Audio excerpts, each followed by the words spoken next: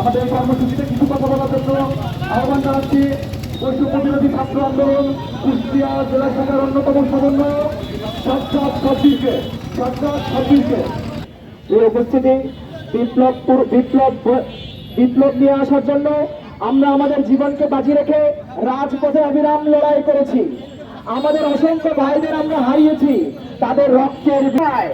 যারা প্রতি বিপ্লব আনার স্বপ্ন দেখে তাদের সেই স্বপ্নকে নস্যাৎ করার দায়িত্ব আমাদের।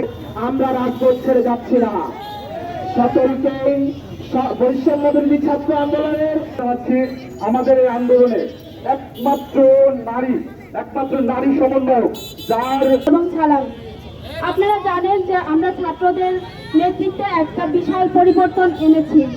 সেই পরিবর্তনে শুধু ছাত্ররা একা ছিল না, সেখানে আমাদের অভিভাবকবৃন্দও ছিল।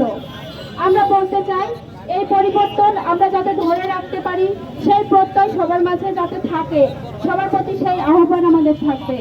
আপনারা জানেন 1947 সালে বাংলাদেশ বিভক্ত হওয়ার পর থেকে, পাকিস্তান আসার পর থেকে আমাদের এই ভূখণ্ডের মানুষকে তার শোষকদের বিরুদ্ধে সংগ্রাম করতে হয়েছে এবং সেই সংগ্রামে প্রতিটা সংগ্রামে ছাত্রদের ভূমিকা ছিল অগ্রণী। আজকে বাংলাদেশের ইতিহাস যদি আপনারা দেখেন, ছাত্ররা ছাড়া কোনো আন্দোলন কখনো সফল হয়নি।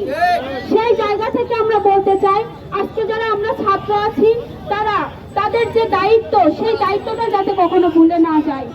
আমরা দেখেছি 47-এর পর যে আন্দোলনগুলো হয়েছে সেখানে ছাত্ররা জীবন দিয়েছে, সেই সাথে শ্রমজীবী পেশাজীবী মানুষ জীবন দিয়েছে এবং যে বিজয়গুলো অর্জন হয়েছে সেইগুলো আমাদের পরবর্তীতে যারা এই 52 বছর ধরে 71-এর পর থেকে শাসন করেছে, এই শাসক শ্রেণীরা সেই অর্জনকে কলঙ্কিত করেছে। তারা প্রতিবার জনগণের যে আকাঙ্ক্ষা, সেই আকাঙ্ক্ষাকে ভুলুণ্ঠিত করেছে।